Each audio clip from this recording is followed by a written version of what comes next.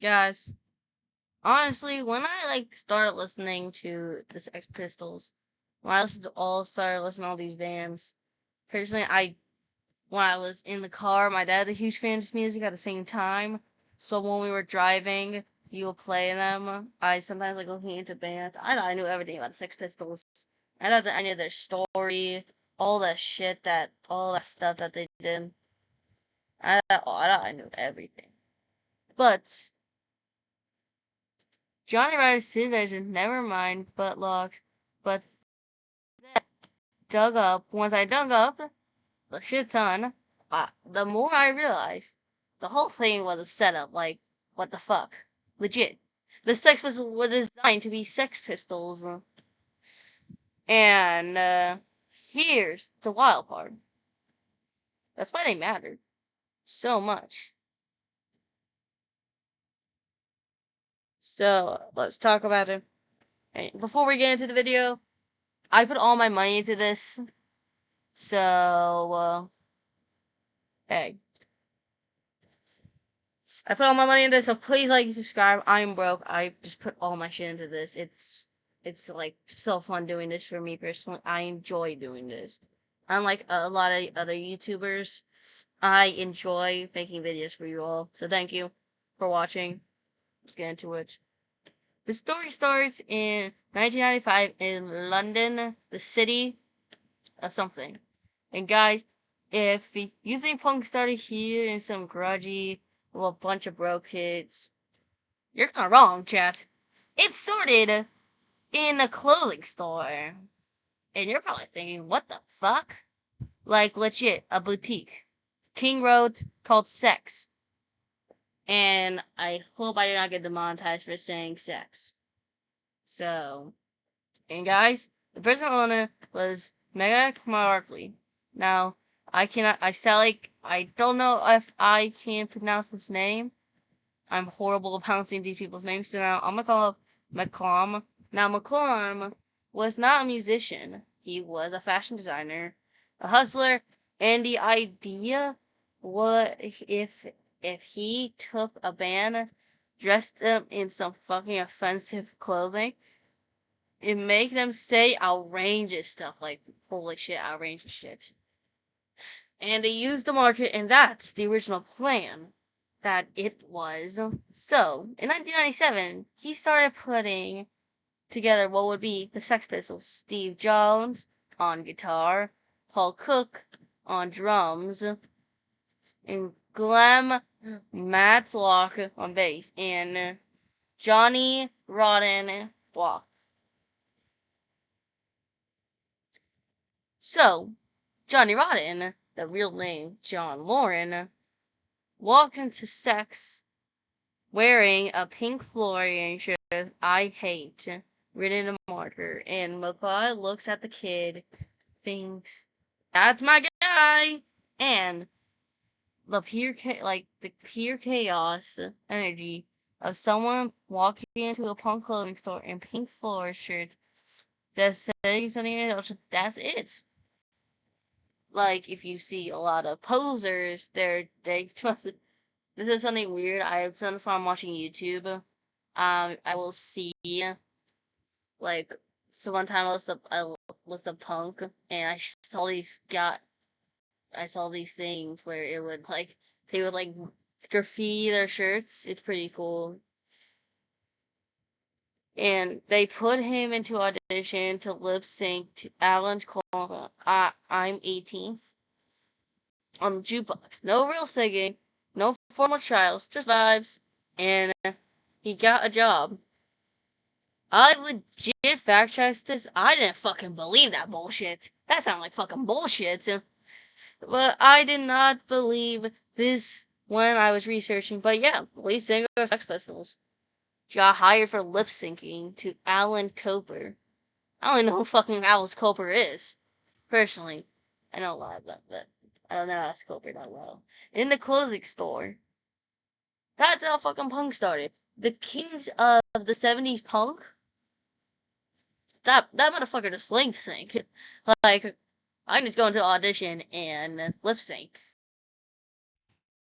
The early Sex Pistols were chaos. Like, guys who could barely play. Johnny Rotten couldn't really sing because he fucking lip synced.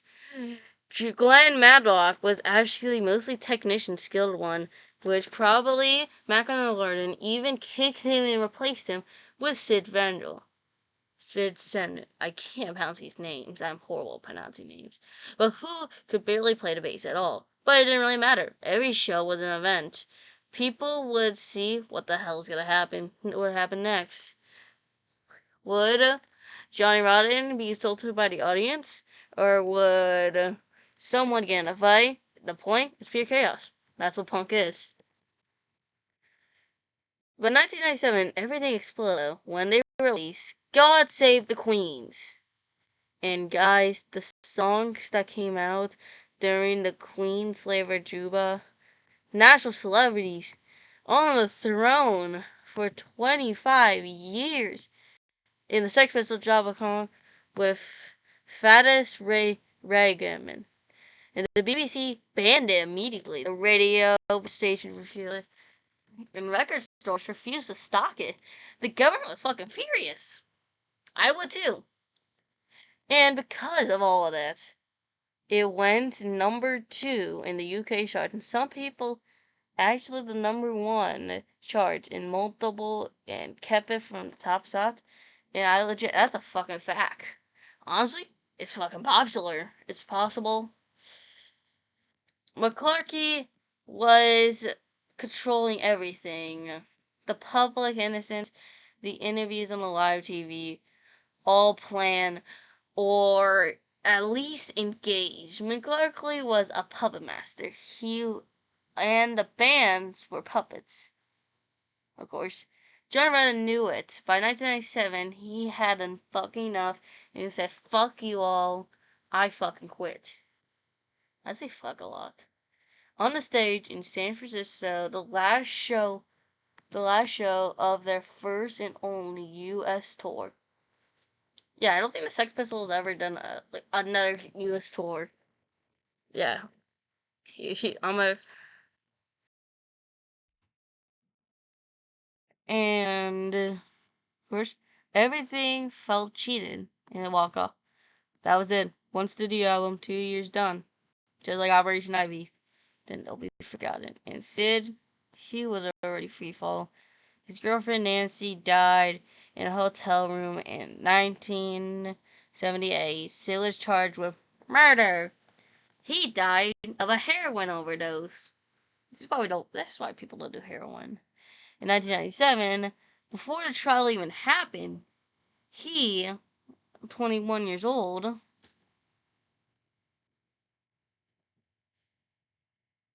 so here's the question. The whole manufacturing, he does it. It was for real punk, honestly. Yeah, kind of was. But this here is what McLaughlin didn't plan.